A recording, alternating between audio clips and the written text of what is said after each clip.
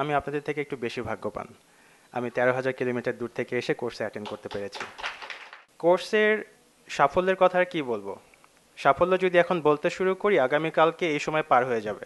খুশির সংবাদ হচ্ছে আমি এখন আর ইনহেলার নিচ্ছি না। আমি আগে পড়াশোনা একদমই মনোযোগী ছিলাম না। মেডিটেশন মেড্রি শব্দ থেকে এসেছে, গ্রিক শব্দ।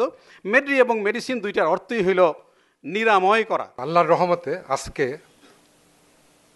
আমার কোনো মাথা ব্যথা, ঘাড় ব্যথা, পা ব্যথা নিয়ে আমাকে এখানে আসতে হয়নি।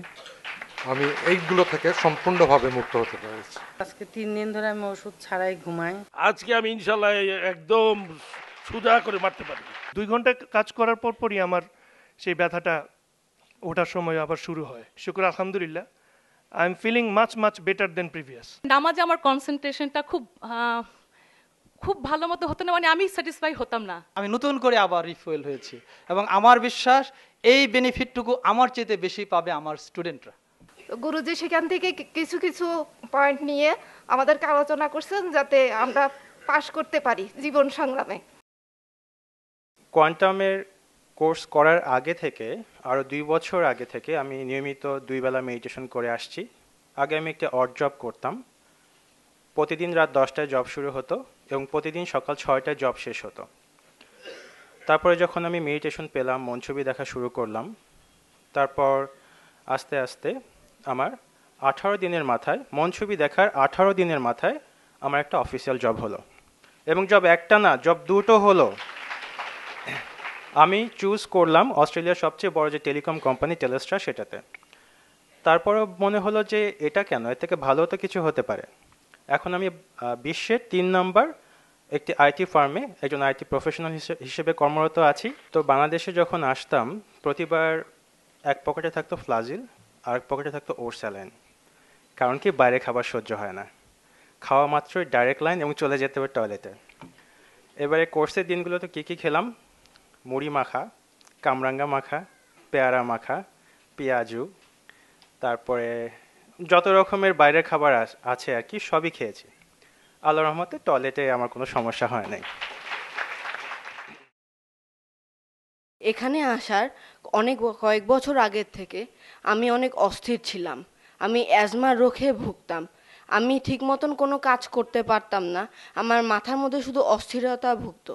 এখানে আসার পরে আমি অনেকটা স্থির হয়েছি, আমার অ্যাজমা রোগটা কমে গিয়েছে এবং খুশির সংবাদ হচ্ছে আমি এখন আর ইনহেলার নিচ্ছি না এবং ইনহেলার ছাড়া নর্মাল জীবনযাপন করছি। আমি আগে পড়াশোনা একদমই মনোযোগী ছিলাম না। পরে আমার আম্মু এখানে নিয়ে আসার পরে আমার সবাই আমাকে উদ্বুদ্ধ করার পরে আমি এখানে এসেছি এবং আমার অনেক ভালো লেগেছে এখানে এসে। গুরুজি আমাকে যে এই কথাটা বলেছে যে মনোযোগ সহকারে পড়াশোনা, এটা আমি বাসায় গিয়ে করেছি এবং আমি 2 ঘন্টা পর 1 ঘন্টায় শেষ করতে পেরেছি। মেডিটেশন মেড্রি শব্দ থেকে এসেছে, গ্রিক শব্দ। মেড্রি এবং মেডিসিন দুইটার অর্থই হইল নিরাময় করা। তো দেখলাম আমার সাবজেক্টের সঙ্গে মিল আছে, তাই ভাবলাম গুরুজি গেটে ষষ্ঠদ সালাম দিয়ে যাই। কিন্তু এসে সালাম দেওয়ার পরিবর্তে দেখলাম যে না, এখানে অনেক কিছু শেখার আছে। আমি আমার শিক্ষা জীবনে, আমার কর্মজীবনে এত মনোযোগ দিয়ে কোনো ক্লাসে বসে থাকি নাই এখানে যেভাবে থেকেছি। তার কারণ কোনো মেসপেরিজম নয়, কোনো হিপনোটিজম নয়, কোনো সম্মোহনী নয়, শুধুমাত্র তার সত্য বক্তব্য, তার সত্যিকারের বক্তব্য, তার অবিচল বিশ্বাস সৃষ্টিকর্তার উপরে, তার অবিচল বিশ্বাস তার ছাত্রদের উপরে, অবিচল বিশ্বাস শক্তিমান মানুষের উপরে, মানুষের মনের উপরে। আজকে এই প্রত্যেকটা জিনিস আমাকে উদ্বুদ্ধ করেছে এখানে প্রতিদিন 10 ঘন্টা এবং 11 ঘন্টা পর্যন্ত বসে থেকে। আমি নিজেও কর্মজীবনে 10 ঘন্টা, 12 ঘন্টা, 16 ঘন্টা কাজ করি, কিন্তু এরকম মনোযোগ সহকারে কোথাও আমি বসে থাকি নাই। আমি এখানে এসেছিলাম আমার কতগুলো প্রবলেম নিয়ে। মেন ছিল আমার রাতের ঘুম নাই, ঘাড়ে, হাতে, পায়ে প্রচণ্ড ব্যথা, ঠিকমতো হাঁটতেও পারি না, সিঁড়ি ভাঙা তো অনেক দূরের কথা। প্রথম দিন এখানে ক্লাস করে কিছু শিখলাম, দ্বিতীয় দিন আরও কিছু, তৃতীয় দিন রোগ নিরাময় কেন্দ্রে যখন গেলাম তখন বুঝতে পারলাম যে আমার কি করতে হবে, কি করণীয়। তো আল্লাহর রহমতে আজকে আমার কোনো মাথা ব্যথা, ঘাড় ব্যথা, পা ব্যথা নিয়ে আমাকে এখানে আসতে হয়নি। আমি এইগুলো থেকে সম্পূর্ণভাবে মুক্ত হতে পেরেছি। আমি 24 বছর ধরে ঘুমের ওষুধ এবং ডিপ্রেশনের ওষুধ খাই, কিন্তু আজকে 3 দিন ধরে আমি ওষুধ ছাড়াই ঘুমাই। তারপর আমার পায়ে প্রচণ্ড দুর্বল এবং পায়ে কাঁপে, পা ব্যথা, আর আমি প্রচুর টেনশন করি। আর আমার একটা ঘাড়ে ব্যথা ছিল, সেটা থেকেও আমি এখন মুক্তি। আর এটা আমি আশা করি যে আমার সামনে আরো ভালো হবে আর কি। আমি অসুস্থ ছিলাম, আজকে 9 মাসের উপরে আমার এই হাতে একটা ব্যথা ছিল, অনেক কষ্ট করে আমি এই পর্যন্ত আগাইতে পারতাম। আজকে আমি ইনশাল্লাহ একদম সোজা করে মারতে পারি, আজকে না প্রথম দিন থেকে। পাশাপাশি আমি আমার এই পায়ে ব্যথা ছিল, 3 তলায় উঠতে, বাসায়ও থাকি 3 তলায় উঠতে কষ্ট হইতো। আল্লাহ রাব্বুল আলামিন অশেষ রহমতে ইনশাল্লাহ আমি সেটার থেকে পরিত্রাণ পেয়েছি। আমি এখন সম্পূর্ণ সুস্থ, পুরোপুরি 5-6 তলায় উঠতে আমার কোনো সমস্যা মনে হয় না। আমি এখন ব্র্যান্ড ম্যানেজার হিসাবে মার্চেন্ডাইজিং ডিপার্টমেন্টে আছি। ওইখানে আমার অনেকক্ষণ বসে থাকতে হয়, বসে বসে কাজ করতে হয়, ফলো আপ করতে হয়। তো 2 ঘন্টা কাজ করার পরই আমার সেই ব্যথাটা ওঠার সময় আবার শুরু হয়। তো এই যে একটা মানে অসহ্যকর ব্যথা, এটা আসলে বলে বোঝানো যাবে না।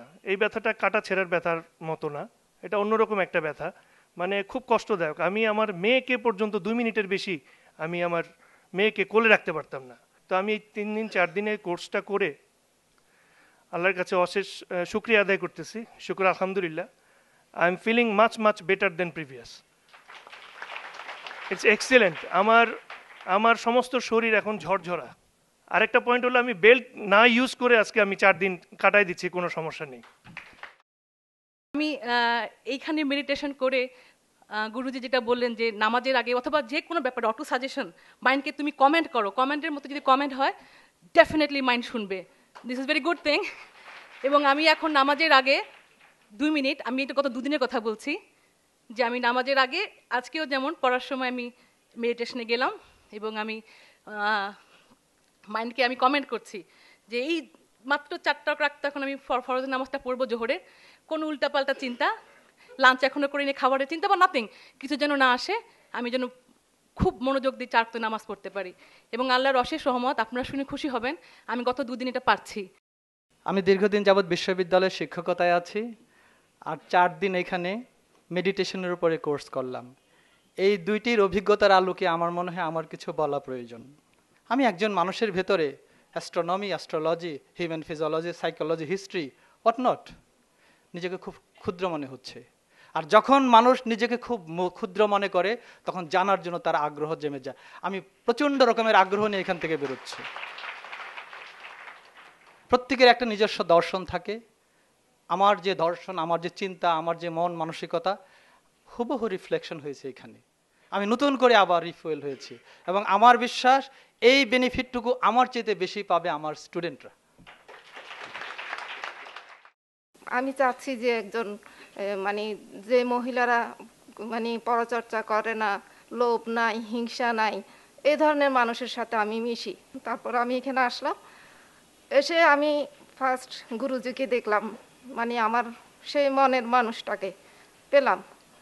পেয়ে দেখি এখানে আর যারা কাউন্সিলররা আছেন ওনাদেরকেও দেখলাম যে আমি যেভাবে মানুষ খুঁজছিলাম ওনারাও সেরকম। তো আমার মনে হচ্ছে যে ইসলাম ধর্মটা তো অনেক বড়, মহাগ্রন্থ কোরআন তো অনেক বড়, অনেক পয়েন্টের। তো গুরুজি সেখান থেকে কিছু কিছু পয়েন্ট নিয়ে আমাদেরকে আলোচনা করছেন যাতে আমরা পাশ করতে পারি জীবন সংগ্রামে।